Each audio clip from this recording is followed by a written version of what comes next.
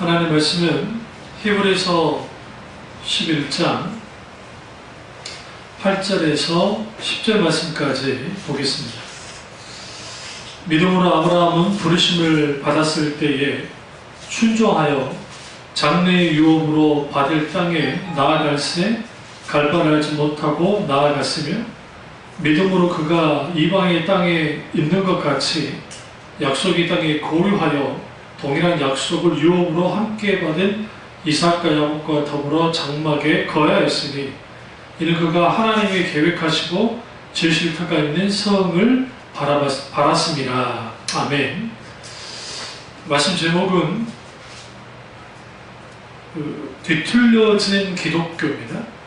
말씀 제목은 뒤틀려진 기독교라는 말씀으로 오늘 나누려고 합니다. 뒤틀려진 기독교는 프랑스의 사상가이자 정치가였던 자크 엘룰의 책의 이름의 제목과 같습니다. 뒤틀려진 기독교가 왜 이렇게 되었을까? 그것은 예수님이 가르치셨던 그 복음의 내용들이, 또 복음의 능력을 교회가 잃어버리기 시작하니까 그게 조금씩 변질되기 시작하는 겁니다. 나중에는 예수님이 말씀하셨던 기독교가 아니라 정반대의 기독교가 되어버린 상태, 그것이 뒤틀려진 기독교입니다. 이것을 우리는 화석화된 기독교라고 말할 수 있습니다. 오늘 우리가 이게 왜 중요하냐면, 하나님이 아브라함을 부르셨잖아요, 8절에. 근데 그가 지속적으로, 그러니까 11장 8절에서 쭉 보시면 계속 누구에 나와요? 아브라함에 대한 이야기가 나옵니다. 쭉 나오다가 그가 끝까지 번영을 사모합니다. 16절에 보시면 16절에 보시면 번영을 사모하니 곧 하늘에 있는 것이라. 그러니까 우리가 이 10절에 이는 그가 하나님이 계획하시고, 첫 번째, 두 번째, 지으실 터가 있는 성을 바라왔습니다. 여기 성은 어디에 있어요? 하나님의 나라죠, 당연히. 천국이죠. 그런데 그가 번영을 사모했다. 근데 그것은 하늘에 있는 것이다. 그러니까 그의 신앙은 처음 주님이 부르셨을 때부터 시작해서 그가 마지막 주님 품에 이르기까지 그런 마음이냐, 변함없는 살아있는 그 믿음을 계속 갖고 있었다는 겁니다. 다시 말하면 박제된 신앙이 아니라는 거예요. 우리가 박제 아시죠? 분명히 그 짐승 모양 그대로이지만 그 안에 생명이 없는 게 박제잖아요. 그런 것처럼 교회만 왔다 갔다 하는 형식적이고 외식적인 그런 신앙생활하는 그런 것이 아니라 처음부터 끝까지 믿음으로 계속 살아가는, 또 그 믿음을 가지고 이제 생명 있는 신앙생활을 하는 그런 것이 아주 중요합니다. 그렇지 못하고 우리는 뒤틀려진 기독교 그런 상태에 빠져 있는 거예요.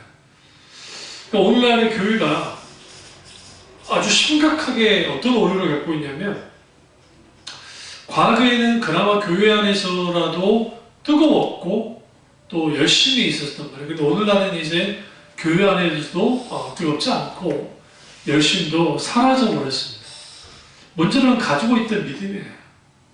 지금 생각해보면 과거의 한국교회 기독교라는 게 그게 정말 하나님의 은혜가 있긴 있었지만 아주 말도 안 되는 그런 형태의 신앙이 있었던 건 사실입니다.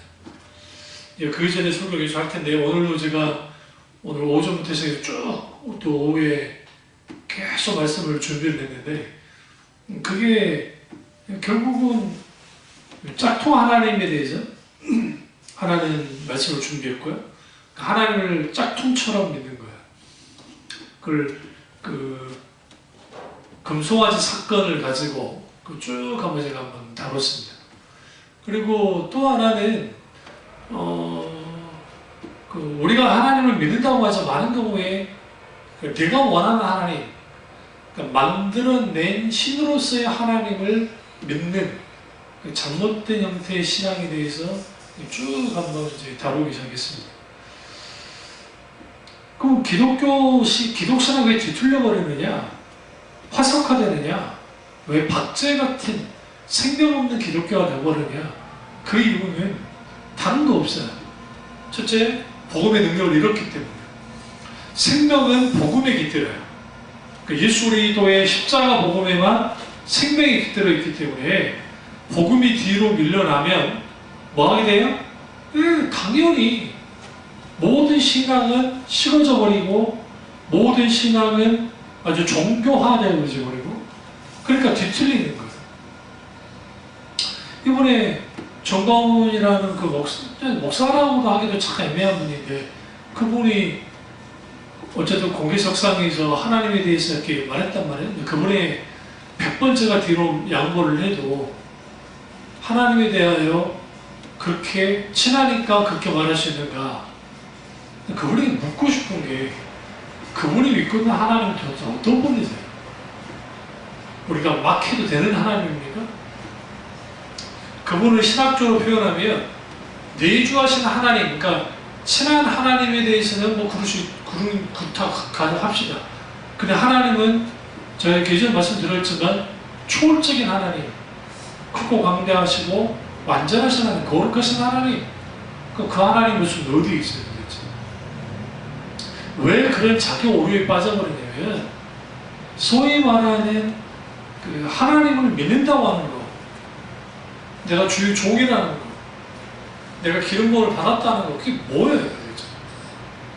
내가 뭐 대단한 존재가 되는 겁니까?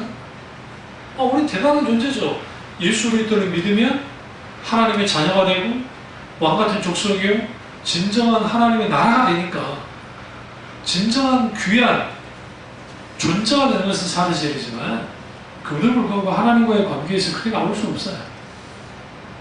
근데 이런 형태가 과거에 소위 분강사라고 하는 사람들이 했던 행동이에요. 사실 마치 하나님처럼 굴었잖아요. 그러니까 하나님처럼 굴었던 그런 것들이 왜 그러면 그렇게 되어져 버리는가? 복음의 능력을 잃어버리니까 십자가의 복음의 능력이 사라지니까 다른 걸 채우죠. 그러니까 자기 신념 아니면 자기 관기 뭐 자기 어떤 그런 종교적 체험 그런 것만을 가지고 나오는 거예요. 그러니까 신앙생활을 과거에 내가 소위 말하는 영적 체험을 했는데 그 체험 가지고 신앙생활 하는 사람들이 있어요. 온전한 하나님의 역사를 경험하지 못한단 말이죠. 정상이 아닌 거예요. 과거 회상하면서 신앙생활 하는 게 신앙생활입니까? 아니에요. 하나님은 어제나 오늘이나 영원토록 동일하신 분이에요. 오늘도 역사하시고 내일도 역사하시는 분이에요. 어제도 역사하시고. 그런 의미에서 아브라함의 믿음은 변함이 없습니다. 물론 의미 실수도 있고 또 그가 많은 부분에서 약점을 갖지만 그럼에도 불구하고 아브라함은 계속적으로 믿음으로 나아갑니다. 그리고 17절에 아브라함이 시험을 받을 때에 믿음으로 이삭을 드렸다. 오늘 제가 팀 켈러라는 목사님이 뉴욕 맨하탄에서 목회를 하시는데 그분의 글을 좀 읽다가 참 내가 그렇게 생각지 못했던 부분에 대해서 참 잘 다루시더라고요. 그게 뭐냐면 창세기 가보실까요? 창세기 22장 창세기 22장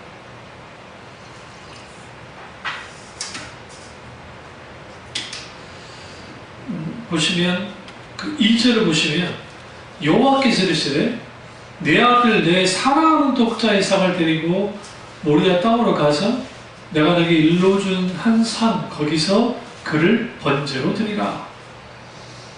나는 이 말씀을 사랑하는 독자 이삭이니까 그럴 수 있겠다라고 생각했어요. 그런데 팀 켈러 목사님이 이걸 어떻게 해석했냐면 아브라함이 백세의 아들 이삭을 낳았고 낳은 이후에 성경에 보시면 이제 뭐가 있어요? 그 침묵기가 있어요. 침묵기. 이삭을 낳죠. 그리고 난 다음에 그 멜기세덱 아비멜렉과의 그 계약 그 사건이 나오고 그 다음에 십몇 년 동안에 하나님의 침묵기가 있더라고요. 갑자기. 근데 이 시점에 왜 하나님이 이삭을 바쳐라 했을까? 그 이삭이 우상이 됐다는 거예요. 아브라함에 있어서. 그걸 어떻게 알 수 있냐면 오늘 이 9절이에요. 2절에. 일리가 있다고 생각합니다. 내 아들, 내 사랑하는 독자 이삭. 네가 너무나 사랑하는 그 아들 이삭. 끔찍하게 사랑하는 아들 이삭. 그러니까 하나님이 그걸 요구하시는 거예요. 이삭이. 그러니까 결국은 12절에서 이제야 내가 하나님을 경외한 줄 아노라 하잖아요. 그의 우상이 깨떨어지는 사건이 오늘 모리아산에서의 사건이에요. 사실은 베르세바에서 모리아 땅까지 그렇게 멀지 않아요. 3일 길이 아니에요, 솔직히. 3일이나 걸리는 길이 아닌데 아브라함이 아무래도 아들을 죽이라고 하는데 번제를 드리라고 하는데 얼마나 거칠스럽겠어요. 그러니까 서서서서 움직인 거예요. 그리고 아브라함이 이런 속에서 하나님이 그에게 있어서 뭐였어요? 최고의 분이 된 거예요. 하나님이 최고 선순위가 된 거죠. 그래서 그가 온전한 자유를 누리는 것을, 인정을 받는 것을 보게 되어집니다. 그래서 우리가 아브라함의 믿음은 매 순간순간 살아서 역사하시는 하나님을 경험하는 믿음이에요. 그러니까 신앙이 뒤틀리지 않으려면, 신앙이 박제화되지 않으려면, 화석화되지 않으려면 오늘도, 어제도, 오늘도, 내일도 역사하는 하나님과의 친밀한 관계를 유지해야 됩니다. 히브리서 11장의 내용이라는 게 그거예요. 모두가 다 여기 나오는 믿음의 전당에 있는 모든 하나님의 사람들은 믿음에 의한 삶을 살았던 사람들이 되는 거예요. 그리고 여기에서는 단순히 그 성공담을, 그러니까 믿음의 성공담을 기록하기 위해서 히브리서 11장이 나온 게 아니고, 왜냐하면 11장 이후에 12장을 딱 가보세요. 12장에 가보면 허다한 증인들이 뭐한다? 무거운 것과 얽매인 것과 쉬운 죄를 벗어버리고 인내로서 우리 앞에 당한 경주를 했다. 이름으로 라는 표현이죠. 뭐예요? 앞에 있는 믿음의 전당에 나오는 하나님의 사람들이 이렇게 어떤 고난에도 어떤 역경에도 믿음으로 이겨나갔다는 거죠. 믿음에 대한 삶을 살았다는 거예요. 그러니까 우리에게 구름같이 허다한 증인들이 이렇게 있지 않냐? 앞에 있는 그 증인들이요. 그 증인들이 있으니까 우리는 무거운 것과 얽매이기 쉬운 죄를 벗어버리고 인내로서 우리 앞에 있는 당한 경주를 하자. 믿음은 경주하는 거예요. 아무리 마라톤을 내가 잘 달려도요, 내가 엄청나게 빨리 달렸어도 꼬리 지점을 넘기 전에 내가 멈춰버리면, 그 앞에서 멈추고 있으면 그 사람은 1등 못해요. 완주는 못해요. 그래서 믿음은 계속적으로 경주해 나가는 거예요. 믿음은 계속적으로 앞을 향해서 나가는 게 믿음이에요. 뒤로 물러나는 게 아니에요. 그래서 주름은 침륜에 빠진 자들 뒤로 물러나는 기뻐하지 않는다고 말씀하신 이유가 지속적으로 우리는 믿음에 대한 삶을 살아나가요. 그러지 못하면 우리의 신앙은 어떻게 되느냐? 박제됩니다. 어떻게 되느냐? 화석화됩니다. 화석화라는 게 무슨 말이냐면, 우리나라는 잘 보기가 힘든데, 여기 같은 데 보면, 불명이 보면 바위예요, 바위. 또 돌멩이 같아요. 근데 이렇게 손으로 탁 하면 팍 부서져요. 이게 흙도 아니고, 그렇다고 해서 바위도 아니고, 그래도 모래도 아니고, 좀 애매한 상태. 그게 화석화예요, 화석화. 겉보기는 멀쩡해요. 멀쩡한데 막상 보면 속은 비어있는, 텅텅 비어있는. 그러니까 그런 상태가 왜 생기느냐? 신앙이 뒤틀리면, 기독 신앙이 뒤틀려버리면 그렇게 되는데, 기독 신앙의 뒤틀림 속에는 화석화되고 박제된 신앙이 함께 한다는 거예요. 그럼 어떻게 그렇게 되느냐? 소위 말하는 전통이라는 민화에서 박제돼요, 신앙이. 화석화. 교회마다 자기들만의 전통이 있어요. 그 좋은 전통도 있고 나쁜 전통, 그러니까 좋지 않은 전통도 있는데, 그 좋지 않은 전통이 이제 결국 그 무슨 일을 벌이게 하냐면, 그 말씀보다도 전통이 앞서게 됩니다. 설사 좋은 전통이라 할지라도 문제가 돼요. 한국교회의 새벽기도 좋은 전통이죠. 철학기도의 좋은 전통이에요. 그런데 불구하고 새벽기도와 소위 말하는 그 철학기도가 소위 자기들의 기도응답을 받게 하는 도구로서 너무나 많은 교회에 타락할 만큼 정말 이 탐심에 가득한 것들이 이제 많았습니다. 한때 한국 교회. 그래서 교회마다 특별 40일 새벽기도회. 지금 아들한테 교회 물려줘서 문제 일으켰던 그 교회에서 그거로 소위 말하는 지금의 자리에 올랐다고 하는데, 그럼 거기 하는 소리가 뭐냐? 그 특별 새벽기도에 갔더니 응답이 있었고 기도응답을 받았고 어떻게 됐다는 거예요. 근데 진짜 우리가 하나님을 잘 믿느냐 안 믿느냐는 어떻게 할 수 있냐면 기도응답이 안 됐을 때예요. 내가 원하는 기도응답이 안 됐을 때 어떤 반응을 하느냐? 거기에서 비로소 내가 진짜 하나님 믿고 있느냐 아니냐가 결판이 나요. 그 전통이 나쁘진 않은데 그렇다고 전통이 말씀 위에 있지는 않아요. 그런 의미에서 전통이라는 미명에서 박자가 되고, 또 하나는 종교체험이에요. 이걸 좀 더 하는 영적 체험이라고 할 수도 있는데 소위 성령 체험. 그 교회마다 성령 체험을 강조했죠. 오늘날도 그렇게 으쌰으쌰한 교회들이 있어요. 근데 문제는 뭐냐면 그 종교 체험이라는 것이 우리끼리 모여가지고 사치기 삼고포 소위 말하는 엄청난 기적을 맛보고 등이 뜨뜻해지고 환상을 보고 그렇게 한들 삶에서 실질적으로 살아서 역사하신 하나님을 경험하고 또 그분과의 친밀한 교제를 나누고 그분에게 영광 드리는 삶을 살지 않으면 그 아무 수가 없어요. 우리끼리 이렇게 와가지고 또 좀 뭐 할 거야? 그러다 보면 주격이 전도되는 게 영광을 드려야 되는 하나님이 아니라 어떤 느낌이 좋아서 오는 거야. 뜨거워진다. 아니면 막 굉장히 뭐라 그래요? 어떤 종교적인 심리적인 체험을 한다. 막 그런 것만 좋아가지고. 그러다 보면 한쪽으로 치우치는 거예요. 계속. 뒤틀려요. 그러니까 이런 사람들하고 대화를 나누다 보면 하나님의 말씀보다는 자기들의 종교 체험이 더 위에 있어요. 그리고 자기들의 종교 체험이 하나님의 말씀을 짜집기를 해요. 대표적인 영서예요. 영서가 자기들이 글을 쓴다는. 성경 은혜를 받아 영서라는 건 없어요.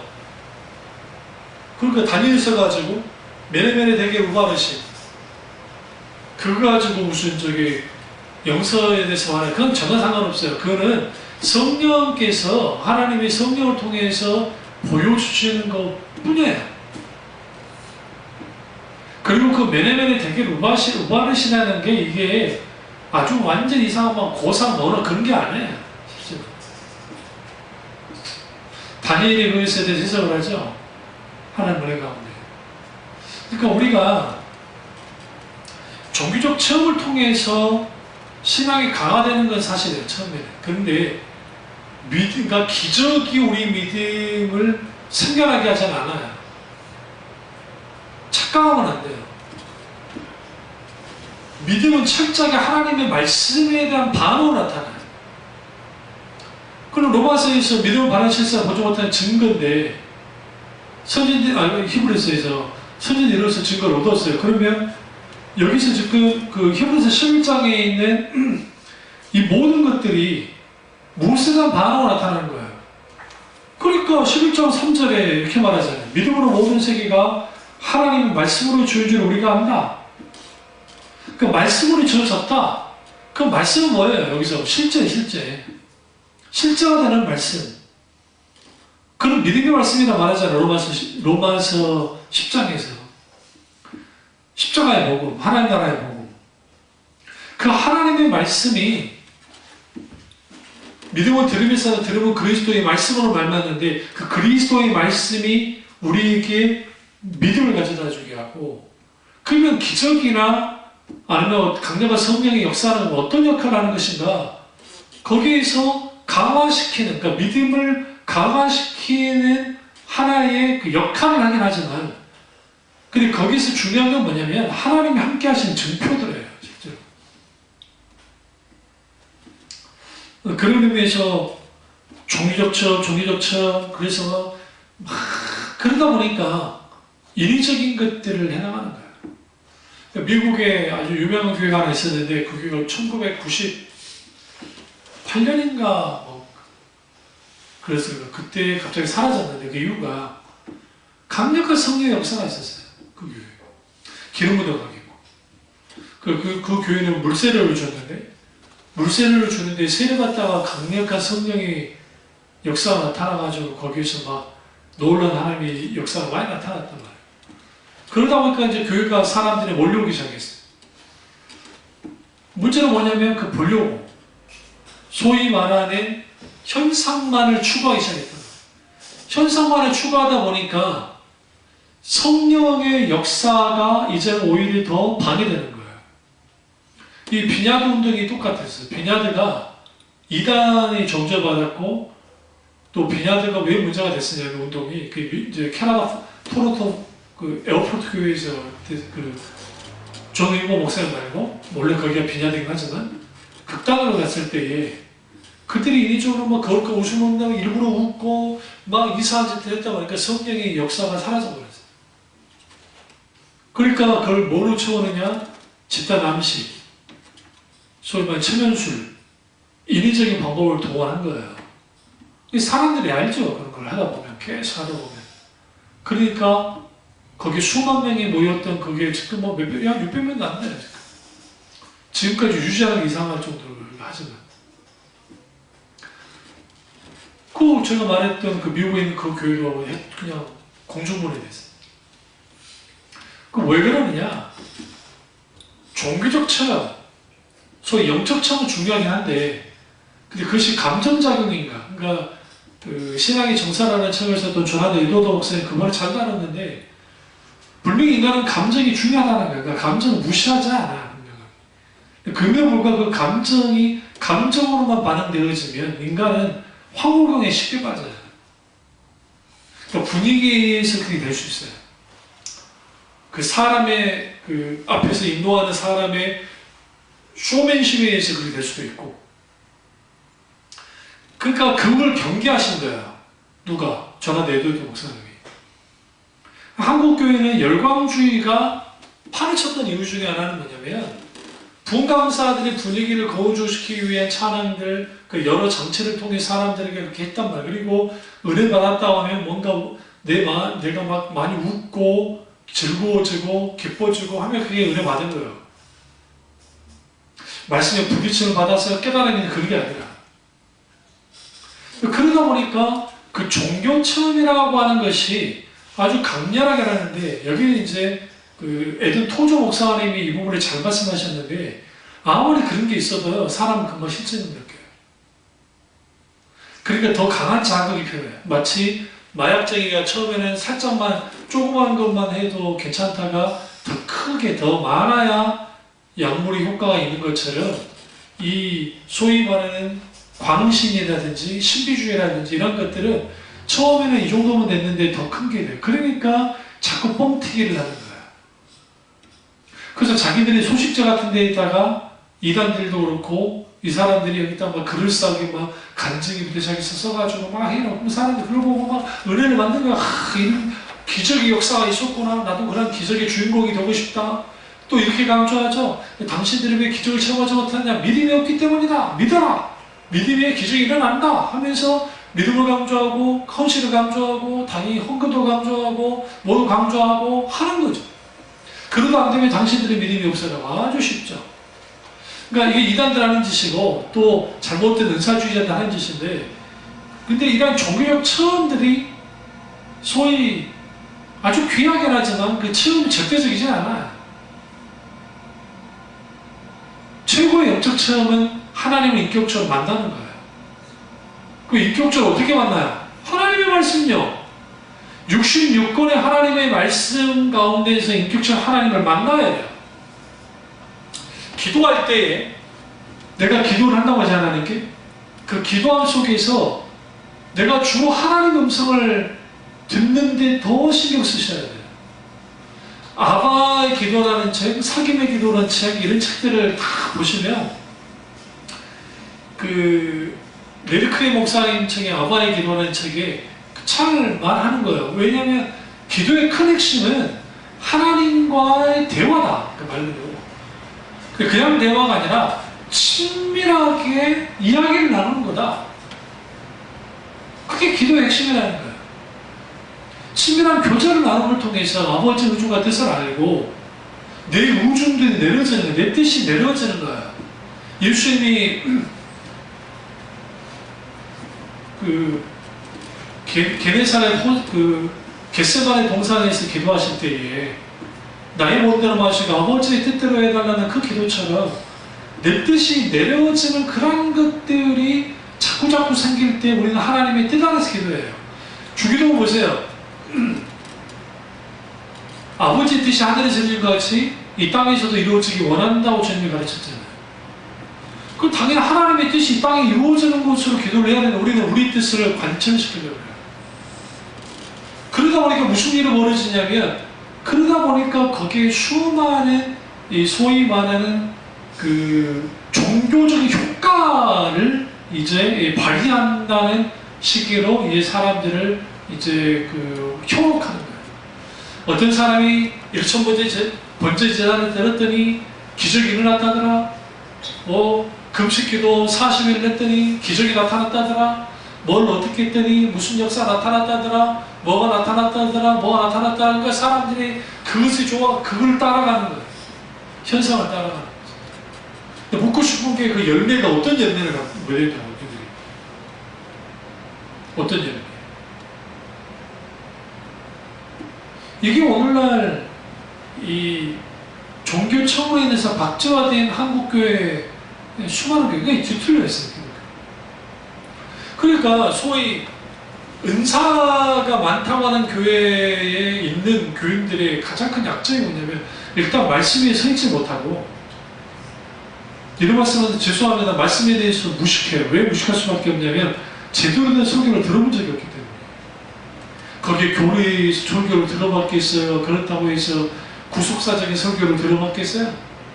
언약과 관련된 그런 설교를 들어봤겠어요. 아니면 신학의 바탕에 그러니까 신학을 포함한 설교들을 들어봤겠냐고요. 단순히 지식주의를 가자는 게 아니라 그러니까 어린아이도 못한 신앙 형태를 갖는 거예요. 이런 일들이 왜 그러느냐? 소위 말하는 종교처럼 막 체험을 해야 으쌰으쌰는 해야 설교하면 졸아야 설교하면 딴짓해야 설교하면 무슨 말인지를 몰라요. 그러니까 수준을 맞춰줘야죠. 그러니까 올려줘야 돼. 웃겨줘야 돼. 예화를 많이 해줘야 돼. 그리고 성경에 이야기 조금 해주고 끝내버려. 그걸 20년, 30년, 40년, 50년을 들었다고 생각해보세요. 잘하겠어요? 절대로 잘하지. 조금이라도 하나님의 말씀을 있는 그대로 선포하려면 첫째, 지겨워서 못 듣고 두 번째, 이해되지 않아서 못 듣고 세 번째는 싫어서 못 들어요. 그러면 이렇게 되어지면 신앙이 뒤틀려요. 뒤틀립니다. 아브라함의 신앙이 뒤틀리지 않았던 것은 그가 실수 계속 하잖아요. 아니 하가를 취해가지고 이스마엘 낳는 실수도 하고 또 마누라 누이라고 해가지고 실수도 했었고 그리고 처음부터 가나안 땅 들어가자마자 하나님 묻지 않고 이집트 가려는 실수도 하고 여러 실수를 한단 말이에요. 그때마다 주님이 찾아오셔서 말씀을 하실 때에 계속 수정하는 거예요. 신앙의 성패는 계속적으로 얼마나 수정하냐는 거예요. 내가 수정해요. 오늘 저 읽었던 창세기 읽었던 그 말씀처럼 네가 가장 사랑하는 아들. 저 그게 크게 생각지 않았다니까요. 팀 캐롤 목사님 글을 읽기 전까지는 그렇구나. 아브라함에게 있어서 이삭이라는 존재는 아브라함 자신보다도 더 소중하고 귀한 존재였고, 어쩌면 하나님과 그 동급이 가치 있는 존재로서 여겨졌을지도 모르겠다, 어떤 면에서. 그렇지 않다고 한다면 하나님이 굳이 아브라함에게 이런 시험을 하실 이유가 없잖아요. 굳이. 아브라함도 인간이잖아요. 그러니까 그 3일길을 가면서 그가 뭐 했겠어요? 지속적으로 갈등도 하고 하나님 의존 같아서 물으면서 계속 했겠죠. 결국은 그가 믿음으로 승리하죠. 이게 우리가 따라가야 될 믿음의 길이에요. 그러니까 아브라함의 믿음이 뒤틀리지 않은 거예요. 한결같이 쭉 갔기 때문에. 그러니까 뒤틀리지 않는 기독교, 뒤틀리지 않는 신앙인으로서, 신자로서 쫙 살아가려면 그 처음부터 끝까지 믿음으로 가야 돼요. 로마서 1장에서 말하는, 가보시죠. 이분을 적어놓고, 로마서 1장 17절에 보시면, 복음에는 하나님의 의가 나타나서 믿음으로 믿음에 이르게 하나니 기록된 바 오직 이는 믿음으로 말미암아 살리람과 같으니라. 여기서 중요한 게 믿음으로 믿음에 이르게 한다. 이걸 이제 두 가지로 해석할 수 있어요. 그 헬라어 원전적으로 영어도 그러는데, 작은 믿음에서 큰 믿음으로로 볼 수도 있고, 또 하나는 처음 시작을 믿음으로 했으면 마지막 끝까지 믿음으로 하는 의미도 있어요. 결국은 믿음은 계속 믿음으로 가야 돼요. 그래야 신앙이 뭐 하잖아요? 뒤틀리지 않습니다.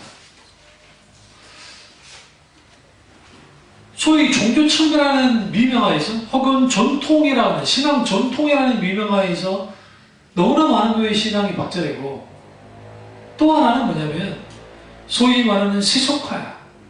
세속화에 의해서 신앙이 박제돼요.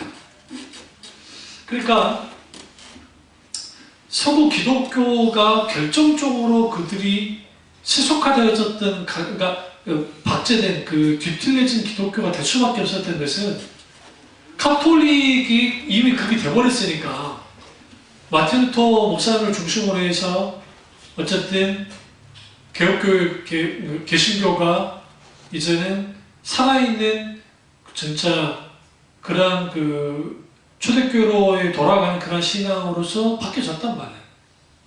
그러나 그렇게 된 지 불과 100년도 안 돼서 이미 개신교 안에는 수많은 영적인 문제들이 생기기 시작했어요. 교회사에 보면 잘 나옵니다. 칼빈이 죽고 난 다음에 배자가 거의 되고, 또 루터 이후에 뭐 멜랑이톤이라든지 그분들은 잘했어요. 그러니까 바로 당대의 제자들은 잘했는데, 그 다음 세대로 넘어가면서 종교교육의 정신도, 종교교육 때 있었던 하나님 놀라운 은혜도 이게 다 사라지기 시작했던 거예요. 왜 그렇게 되어져 버리느냐? 필연적으로 인간은 지속적으로 하나님과의 관계 속에서 자기를 갱신해 나가지 않으면, 다시 말하면 반복적인 회심의 역사가 나타나지 않으면, 중생과 회심은 달라요. 중생은 인생에 단 한 번 있는 것이고, 회심은 반복적으로 있는 게 좋아요. 회개함 속에서의 내 마음을 돌이키는 일들이 계속적으로 일어나야 되는데, 종교개혁 이후에 교회가 일종의 교리주의에 넘어가 버리고, 아니면 종교적 체험주의로 넘어가 버리고, 아니면 어떠한 소위 말하는 자기 전통에 딱 묶여버리니까 어떻게 돼버려요? 이게 딱 뒤틀려 버리는 거예요. 뒤틀려 버리니까 생명이 사라졌죠. 생명이 사라지니까 이게 서구 기독교의 강력한 뭐가 돼요? 이제 몰락의 길로 가는데, 그때마다 하나님이 뒤엎은 거예요. 그래서 경건조운동이 일어나고, 전 웨슬리 목사님의 부흥운동이 일어나고, 그 다음에 조난 에도도 목사님의 미국에서의 대부흥의 역사가 나타나고, 조지 휘필드의 목사님을 통해서 영국에서의 이런 놀라운 역사들이 막 나타나서 괜찮았단 말이에요. 괜찮았는데, 이제 문제는 뭐냐면, 그 전에 이제 그 세대에 그런 기라성 같은 하나님의 사람들이 사라지기 시작하자. 그러니까 어쨌든 이제 돌아가시고 뭐 하니까 사라지고 난 다음에 그 뒤에 있는 유산들을 받아들이지 못, 그러니까 그걸 가져가지 못한다. 뭐 때문에? 물질주의. 세속주의, 인본주의가 세상을 휩쓰니까 교회가 그것에 대해서 거절하고 교회가 어떻게 해요? 연어가 물을 거슬러 올라가듯이 올라가줘야 되는데 같이 손잡았단 말이에요. 같이 협력해버렸어요. 서구교회가. 그건 올라갈 수밖에 없죠. 그건 뒤틀려버린 거예요. 저 자크 앨롤이 프랑스권 있잖아요. 그만하는 거예요. 왜 그러면 그들이 뒤틀렸냐? 예수님이 말씀하셨던 그 기독교가, 그러니까 말씀이 조금씩 변질시키더니 결국은 예수님의 말씀과 다른 반대로 가는 기독교가 되어버렸다. 그게 뒤틀린 기독교라는 거죠. 한국교회가 그렇게 가잖아요. 오늘날 어떤 정치적 신념보다도 기독교에는 하나님 말씀이 최우선이에요. 분명히 맞습니다. 저 뭐 좌파 우파 상관없이. 그리고 이 박제된 믿음이 세속화에 대해서는 이 세속화는 왜 일어나는가? 그 이유는 뭐냐면 영적인 힘, 다시 말하면 십자가의 복음의 능력이 사라지니까 그 자리를 다른 걸이 채워지잖아요. 근데 세상 것들은 아주 힘이 있어요. 뭐냐면 그럴듯하기 때문에. 노아 시대에 하나님의 아들들과 사람의 딸들이 통혼을 하는데, 마리조아 결혼이지 이제 그러는데 하나가 되는, 연합되는데, 하나님의 아들들이 눈에 보기에 사람의 딸들이 아름다웠다 했잖아요. 똑같아요. 세상이 아름다워 보이는 거예요. 그러니까 세상이 아름다워 보이니까 급격하게 뭐 하기 시작하느냐? 세상으로 기울어져요, 교회가. 물론 교회는 세상 속에 있어야 돼요. 밖에 있으면 안 돼요. 실제로. 근데 세상 속에 있어야 되는데 그 대신 세상 물결이 교회 안에 들어오면 안 되는데 들어와 버렸던 거죠. 다시 말하면 교회가 구원의 방주로서 역할을 하면 괜찮은데 구원의 방주 안에 물이 들어와 버린 거예요. 그 뭐가 돼요? 물탱크가 되잖아요. 잠겨버리니까. 그 방주 역할을 못하는 거예요. 그 세속화의 가장 큰 핵심은 뭐냐면 탐심이에요. 이제 탐심은 우상 숭배라고 성경이 말하잖아요. 골로새서에. 근데 그 탐심인데 이제 이 우상에 대해서는 말씀드릴 텐데, 그 우상이 있는데 인간은 기본적으로 탐욕을 갖고 있고 하나님처럼 데려가는 경향성을 갖고 있기 때문에 이제는 하나님 대체물들을 만들기 시작하는 거예요. 더 이상 하나님이 필요하지 않게 돼요.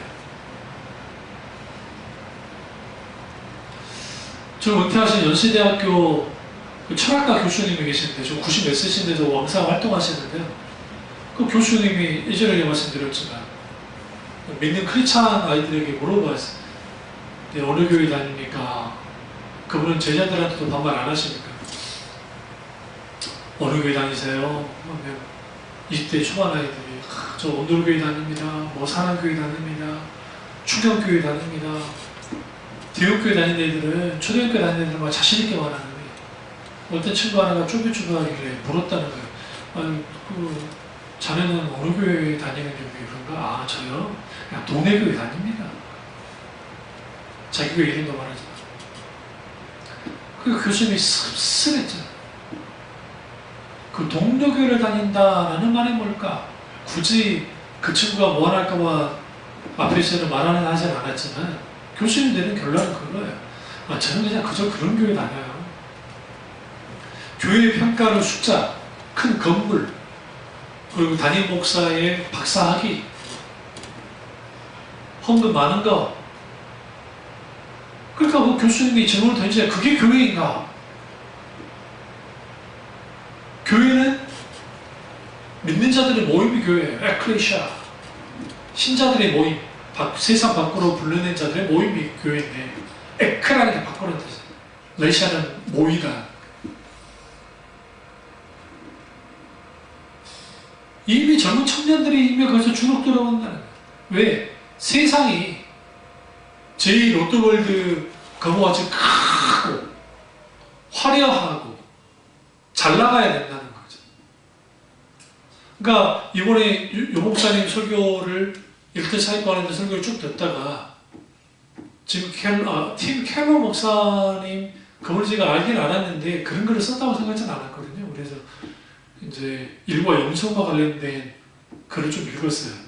근데 쭉 보면서 느꼈던 게 뭐냐면 아하, 참 이 땅에 많은 부분에 있어서 만모니즘, 그러니까 탐심 혹은 물질주의, 그것에 있어 교인들이 혹은 교회가 치배를 받는 거예요. 세속화의 핵심은 탐심 혹은 자기사랑, 세상사랑입니다. 핵심이. 세상사랑과 자기사랑은 같이 가요. 하나님 사랑이 있게 되어지면 교회는 세상 속에 있지만 절대로 세상과 짝하지 않아요. 예전 토종 목사님이 세상과 충돌하지 않는 교회와 세상과 충돌하지 않는 그리스도인이 아니라 교회가 아니라는 것처럼 충돌해요. 우리가 윤리 도덕적으로 잘못해서 충돌하는 게 아니라 복음의 본질이 그러해요. 그리고 그 충돌함으로 그 충돌함 그 지점에서 뭐가 일어나느냐? 복음의 역사, 구원의 역사, 하나님의 놀라운 역사가 일어나는데 그걸 포기하는 교회가 되어버렸을 때에 결국 뭐가 되느냐? 세상 물결에 같이 휩쓸려버리고 기독신앙은 뭐한다? 뒤틀려버려요. 아브라함 보세요. 아브라함이 수십 년 전에 하나님께 부름을 받았어요. 내가 그토록 갖고 싶은 아들이 태어났어요. 그 모리아산에서 이삭을 죽이는 것을 포기했다고 한번 합시다. 우리는 그냥 성공도만 봤으니까 그러죠. 무슨 일이 벌어질까요? 모두 다 바뀌어져요. 아니면 하나님 이거 받은 것처럼 합시다. 퉁치시죠? 그렇게 할지도 몰라요. 그러니까 하나님은 늘 우리의 믿음을 테스트합니다. 여기 보시면 하나님은 하나님의 자녀들을 테스트할 때가 있어요. 어떤 상황을 허용하실 때가 있어요. 그러면 그 속에서 우리가 어떻게 반응하는지 보세요. 우리가 믿음이 반응할 수도 있고 믿음으로 반응하지 않을 수도 있어요. 믿음으로 반응하지 않아서 넘어질지라도 주님은 늘 잡고 계시죠. 그걸 다시 일어나서 개축적으로 믿음에 대한 삶을 살기를 원해요. 그러니까 기독신앙은 길 되시고 진리 되시고 생명 되시는 예수 그리스도만을 바라보면서 따라가면 되는데 그게 안 되는 거예요. 갈지자를 그럴 때가 많아요. 그러다 보니까 신앙은 자꾸 어떻게 돼요? 뒤틀려지니까 생명력이 없고, 생명력이 없는 그러한 신앙생활 속에는 성령의 조명 가운데 하나님을 깨달아 알고 사실적이고 실제적인 하나님을 경험하는 것이 불가능하게 돼요. 그러면서 그들만이 말하는 신앙 체계를 만들어요. 신앙 체계. 그래서 교리주의자들은 하나님을 교리에 가둬버려요. 문자주의자들은 문자에 가둬요, 하나님을. 소위 말하는. 그리고 하나님을 과거에 가둬요. 과거 성경의 역사에. 이걸 이제 이원론이라고 그러는데, 과거의 역사는 오늘의 역사하지 않는데요. 잘못된 신학에 의해서 신앙이 말씀이 뒤틀려버리니까 이런 삶 속에서 하나님의 역사가 나타날 수가 없죠. 더 큰 문제는 세속화되어지면 그 세속화는 갑자기 우리 시대에 갑자기 나타나는 건 아니에요. 왜냐하면 예레미야도 그렇고 이사야도 그렇고 특히 예레미야에 소자부터 누구에까지 제4장 이르기까지 탐남에 빠졌다. 탐심에 빠졌다. 근데 그 탐심의 핵심은 세상사랑, 자기사랑인데 그 세상사랑과 자기사랑은 뭐와 딱 짝해요? 세상과 짝해요. 세상과 친해요. 기독교에는 세상과 친하면 안 돼요. 그렇다고 세상을 적대시하면 안 돼요. 왜 그러냐면 요한복음 3장 16절에 하나님의 세상을 이처럼 사랑하사 독생자를 주셨으니 저를 낸 자를 일방초 영생을 얻게 하십니다. 세상을 사랑하셨어요. 거기서 말하는 세상 월드냐 그건 아니고 사람들의 전체적인 통칭을 말하는 겁니다. 그럼에도 불구하고 세상을 이처럼 사랑했대요. 이처럼 어떻게 사랑한 거예요? 십자가에서 아들을 내어주기까지 하나님이 인간이 되시기까지 사랑했다는 거예요. 우리는 똑같이 세상을 바라볼 때 하나님이 보셨던 시각 그대로, 시선 그대로 보면서 살아가야 돼요. 신앙생활을. 그래야 거기에 세속화 일어나지 않고 뒤틀려진 기독교가 되지 않는 거예요. 그럼 왜 기독교가 뒤틀려 버렸느냐? 어떤 교회 일을 해나갈 때에도 세상 방법을 고스란히 갖고 들어와요. 인간적인 수단과 방법을 다 가지고 들어와. 이게 세속화의 결과물을 들어요. 다시 말하면 어떤 과정도 상관없이 결과물 좋으면 된다라고 하는 성공주의, 성과주의, 업적주의에 빠지다 보니까 이 모두 그렇게 되는 거예요. 그렇게 되어지면 하나님의 뜻은 원당한도 없고 결과물 좋으면 되는 거예요.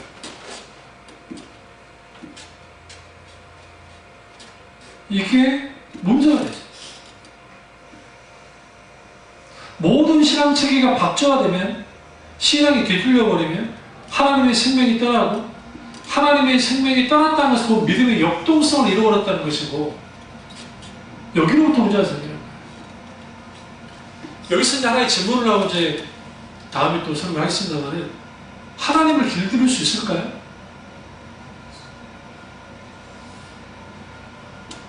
그래서 오늘날 시건방진 잘못된 목사들이나 수많은 잘못된 신앙관을 갖고 있는 하나님을 길들이려고 해요.